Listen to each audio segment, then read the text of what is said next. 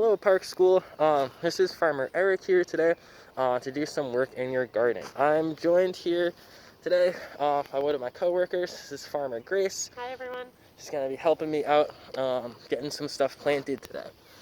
So we're starting off primarily working in the milk crate garden section. So before, so we cleared off all of this right side of the bed from hay, and we've also been adding amendments, so our crayers and azomite, which is going to add lots of nutrients to the soil.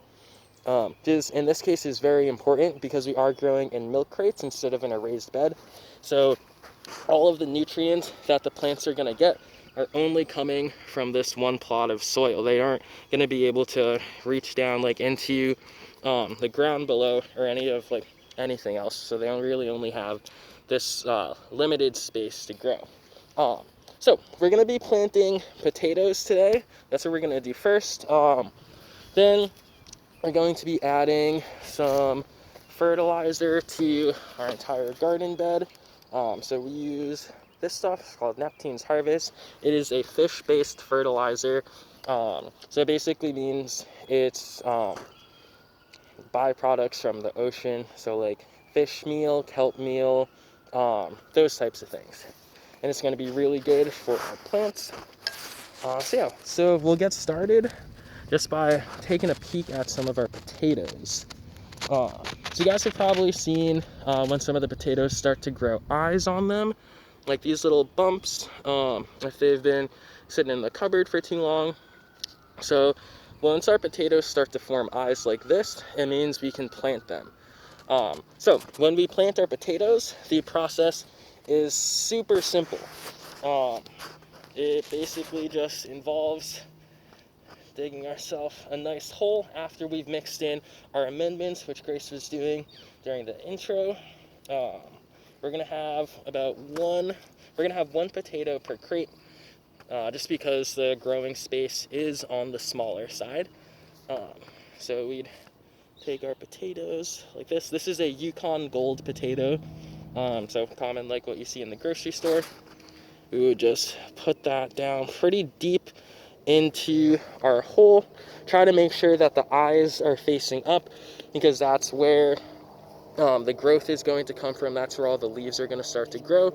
So once it's in about 4 to 5 inches deep, we're going to cover it up with our soil mix and bury it just like that. So we're going to have two varieties. We have the Yukon Gold and we have this variety. So you can tell it's a little bit different because the eyes have a little bit of pink to them instead of just the pure white. So these are red Nordland potatoes, and the process for these planting them is going to be exactly the same. We're going to dig a hole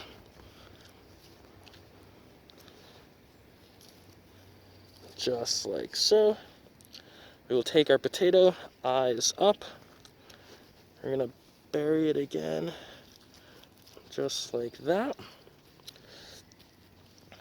And we're going to do that with the rest of our potatoes over here. So we'll take a break from that for a second, and we're going to walk over to the berry garden, because we're going to be clearing that section up today as well. So let's head on over.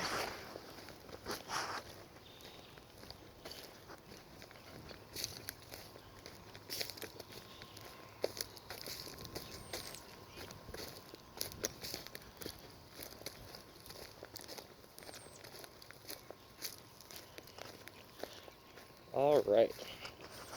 So I have not had a chance to do much work in here today, but I have a lot of time today, so we're going to be clearing everything out of here. So all of the weeds, anything that's overgrown, especially stuff that's starting to come up in between the beds, like over here and over here, and just generally making everything look a lot better. So since the last time that I took a peek in here, our raspberry bushes are going crazy. They've grown so much. They've produced so many more leaves since the last time that I took a peek in here, which is awesome to see.